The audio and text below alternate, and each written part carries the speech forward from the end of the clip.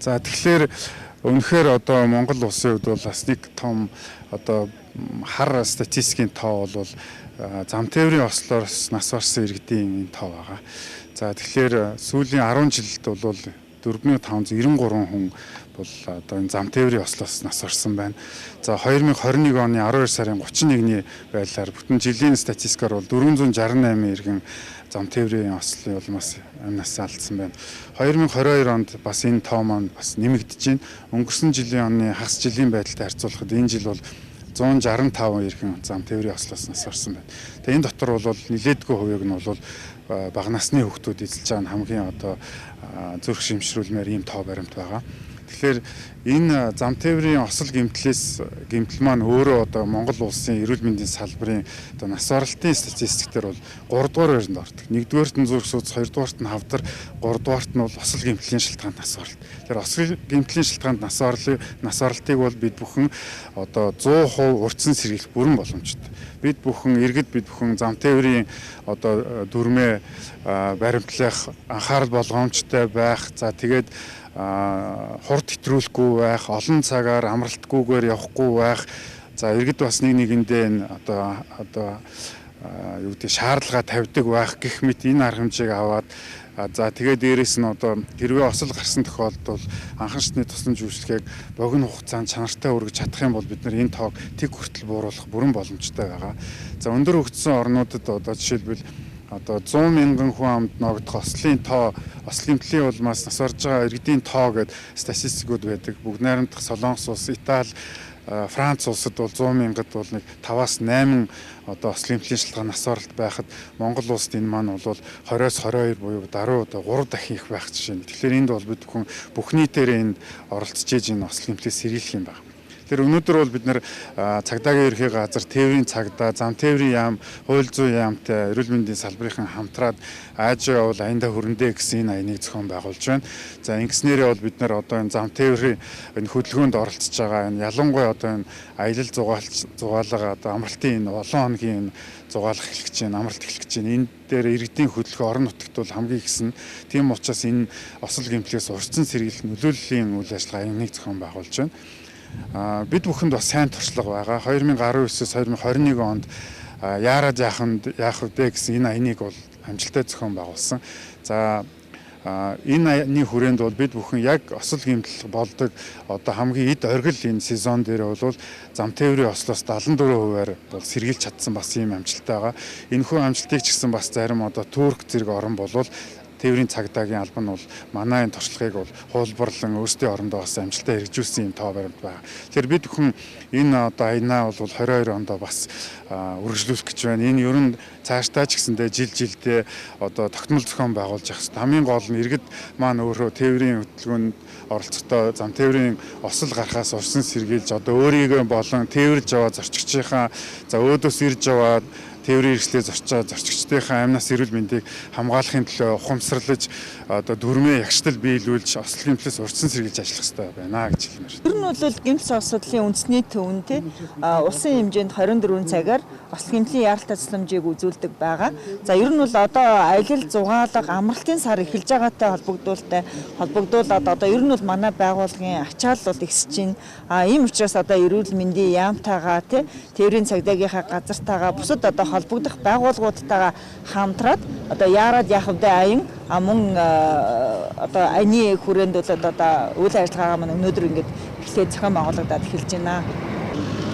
За одоо ер нь бол иргэдийг бол арх сахтууруулах ундааны төрөл зүйл хэрэглэсэн үедээ машин битгий бариач гэж хэлмээр байна. Мөн одоо нойргүй явсан аль эсвэл одоо нойр суулгах эм тариа хэрэглэсэн үедээ машин битгий бариач гэж хэлмээр байна.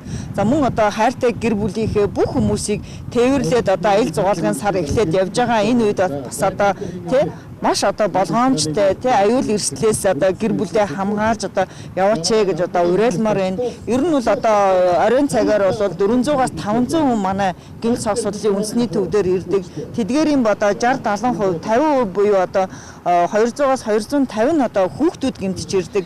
Эдгээр хүүхдүүд маань одоо автостын тээврийн одоо шалтгаантай гэмтлүүд байна, мөн ахуйн гэмтлүүд байна, уналтууд байна. Санамсар болгоомжгүй байдлаас үүдсэн бас гэр ахуйн хорвоон гэмтлүүд байна. Мөн одоо сүүлийн үед одоо ролик те дугуй унаад гэмтсэн гэмтлүүд байна.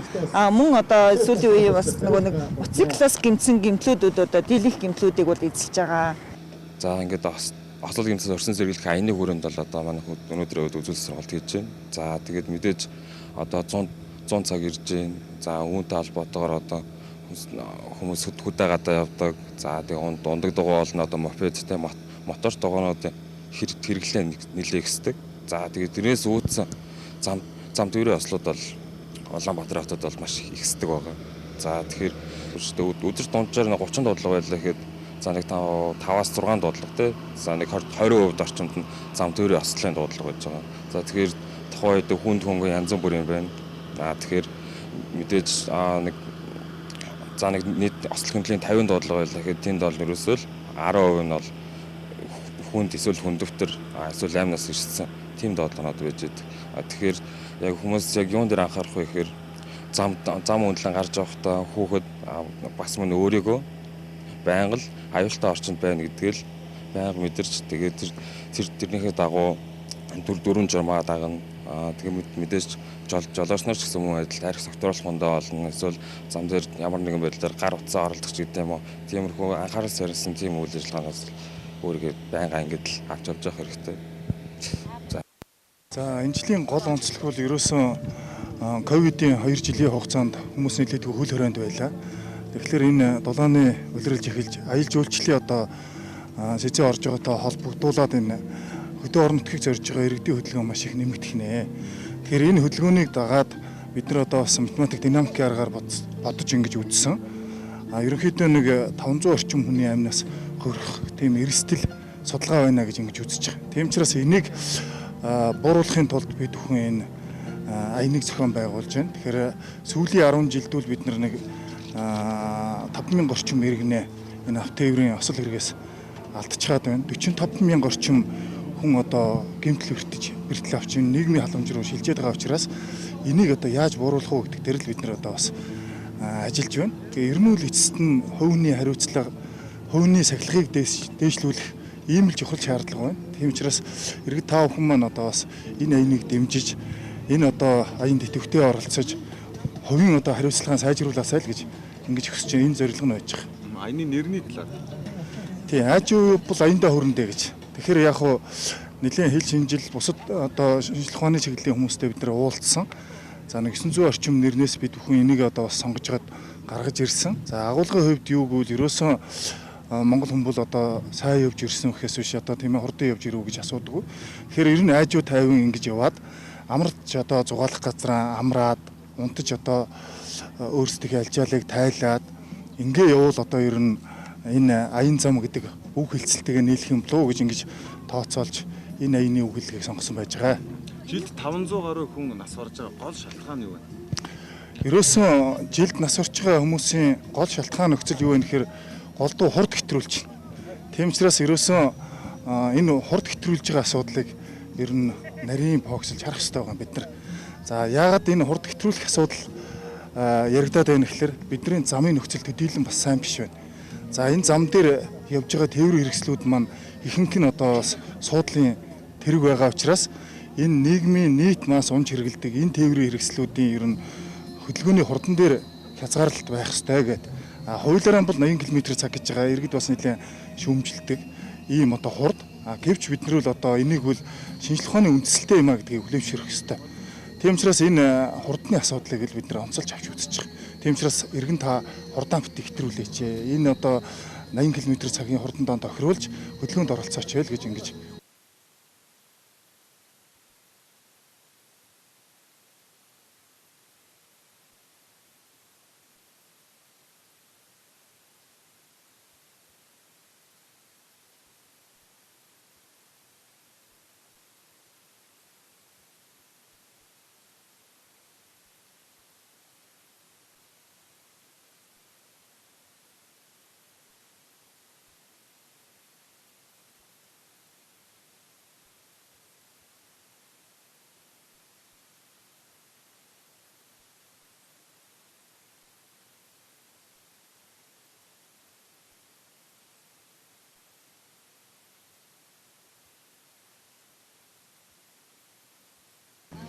Тэгс би анаар олонтод мэдээ авдаг шин. Манай амарсан байгаа. Баян маяг бод амжиж өгье.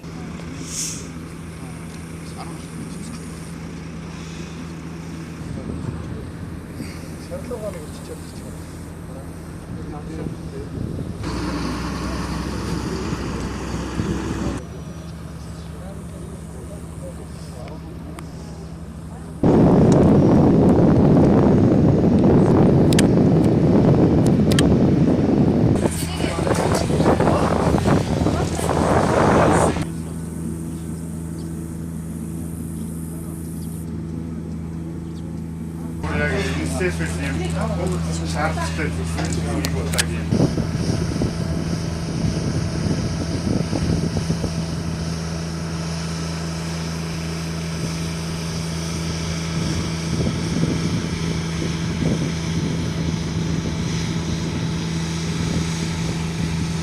авъя л та.